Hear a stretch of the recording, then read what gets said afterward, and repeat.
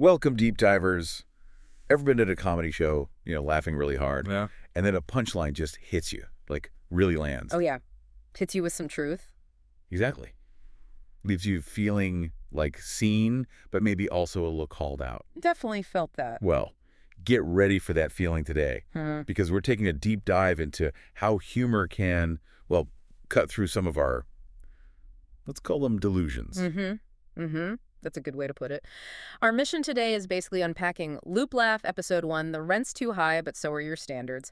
It's by Devin McClarty. Right. And it's not just, a comedy routine. It's more like a masterclass. In what way? Well, in using sharp wit, really relatable situations to kind of hold up a mirror. A mirror to our expectations. Exactly. Our often kind of inflated expectations versus, the messy reality. And McClarty covers a lot of ground, doesn't he? Oh, yeah. Housing, relationships, finances, all with this fresh but also kind of uncomfortably familiar humor. And we should mention, just for the record, this piece of comedy gold. Yeah. It was created by Devin McClarty, owned by D Investment Enterprise, LLC. Important detail. Good point. And he sets the stage really well, introducing himself. He does. Not just as a comedian, but as the, founder, the landlord of logic. CFO of these punchlines. Yeah. It's brilliant. That persona, it perfectly frames his whole argument, right? This idea of... The penthouse energy with basement behavior. Yes. That phrase is amazing. He sees it everywhere in modern life. And as you listen, you can't help but think, okay, have I done that? Or maybe, pointedly think about someone else you know. Yeah, probably that too. But what's cool is it's not just about easy laughs, though they're there. No, it feels like there's more substance. Right. He talks about jokes coming with documents and printable receipts. Like proof. Kind of. He's challenging us, basically. Challenging our delusions with no down payment, as he puts it. Urging us to look at those unrealistic expectations we have. Exactly. Across, all parts of life. It's like a comedic audit. Okay, I like that. A comedic audit. Let's jump into the first part then. Housing. He dives right in. But like you said, it's not just the crazy rent prices, is it? No, not just the price tags. He's hitting the mindset price tag. Ah, okay. And what stands out right away is how he connects wanting luxury with, a lack of basic responsibility. It's kind of sharp. It really is. And that's where the humor works so well, on different levels. How so? He paints this picture, right? Super vivid, funny, people demanding $2,500 a month luxury. Okay. Standard enough desire, maybe? But then he adds the detail while they still don't check emails from their landlord. Okay, yeah. That's the kicker. It's funny because of that contrast, you know, but it also highlights this really deep disconnect. Yeah. He quips they aren't actually looking for a landlord. They're looking for a miracle worker with Wi-Fi and patience. That's it. It's such a pointed jab at that sense of entitlement, Totally. And he pushes it further, criticizing the whole manifesting abundance thing. Oh, yeah. If you're not also manifesting an on-time payment. Oof.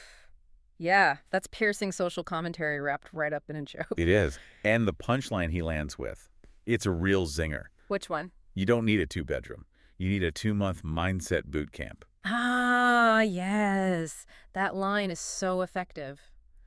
Because it just cuts right through, doesn't it? Cuts through the external stuff. Yeah, straight to the internal problem. It's not just about the cost of living, which is real. Right. It's about, are you actually prepared? Are you willing to meet the responsibilities that come with what you want? So he's pushing us, but with humor. Exactly. Prompting you, the listener, to think. Does your internal floor plan, your mindset, actually support the kind of life you say you want? It's a call for self-awareness. But funny. Yeah, radical self-awareness cloaked in jokes. Okay, so he doesn't just stop at our apartments.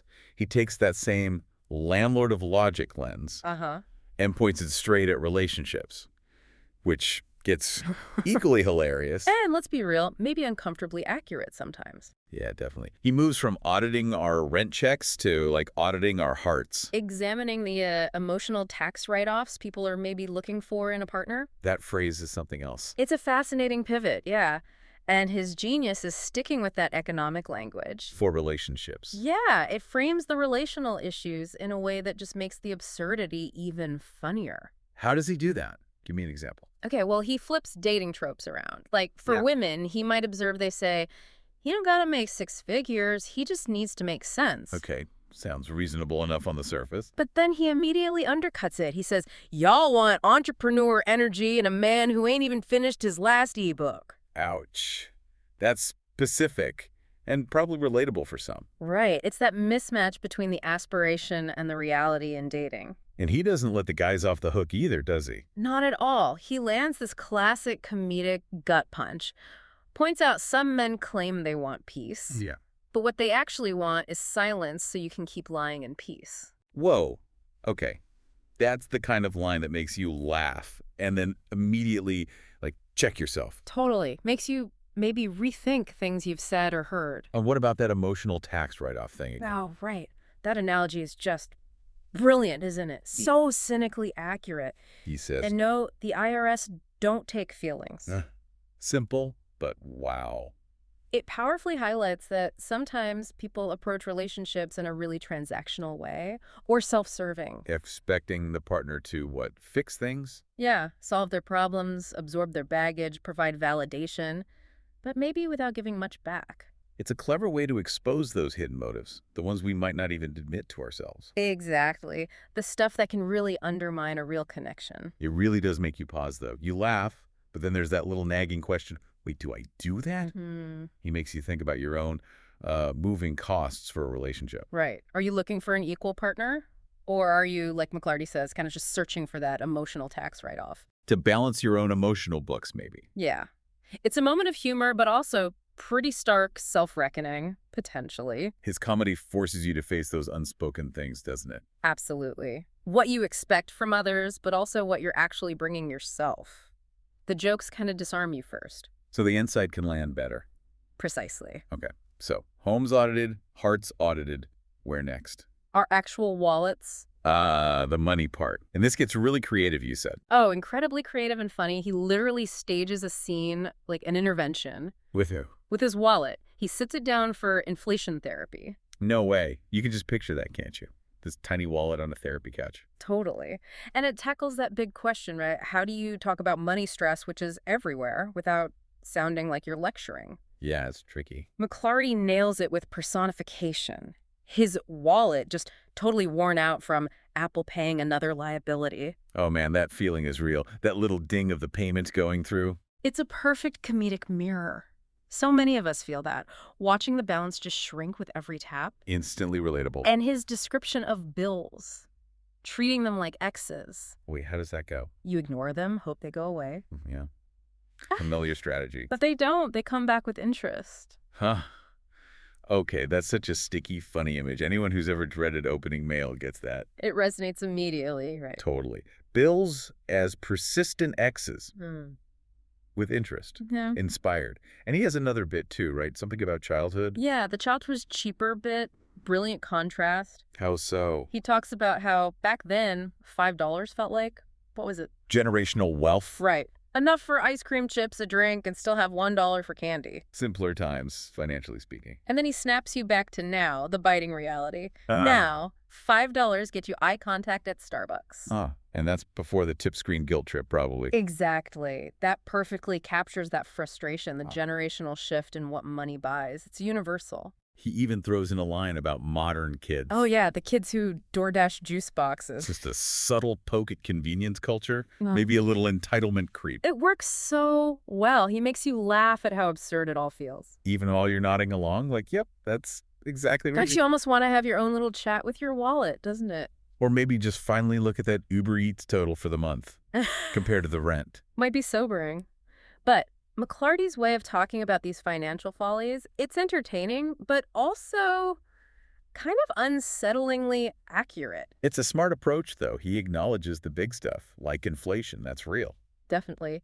But the humor points out how our own choices, our behaviors, they still play a huge part, right? Maybe an overlooked part. So the comedy makes a tough topic easier to swallow. Easier to swallow, more memorable, and maybe even, actionable. Okay, so through all these different areas, housing, relationships, money, he's building towards something bigger. Yeah. Absolutely. All the hilarious, kind of biting observations, they build to this powerful, overarching summary. The ultimate so what for the whole thing. Exactly. Delivered with that final comedic punch that ties it all together. And what's the core insight there? It's how all these different scenarios, they all point back to one critical theme. Which is? Mindset. The absolute primacy of mindset. Ah, okay. That connects back to the boot camp idea. Precisely. His final statement is the anchor. You can't beat inflation, but you can beat delusion. Wow. That's the takeaway. That's the document, the printable receipt for all the jokes. It reminds you, the world throws challenges at you, but your internal story, how you approach reality, that's something you can control. That line really sticks with you, doesn't it? Long after you stop laughing. It's the ultimate lesson, really. And he wraps it up by saying, basically... What was the final line again? If your mindset don't match your move-in cost, you ain't getting approved for love or leasing. Boom. Universal truth. Right there. Delivered via stand-up. So effective. Makes it hard to ignore, yeah. And it really hammers home that idea. Humor isn't just entertainment. It's a tool. A powerful tool for self-reflection, for facing uncomfortable truths. McLarty's monologue is just a fantastic example of using comedy to give us these deep, actionable insights. Insights about aligning our inner world, our mindset, our expectations with our actual lives. Yeah.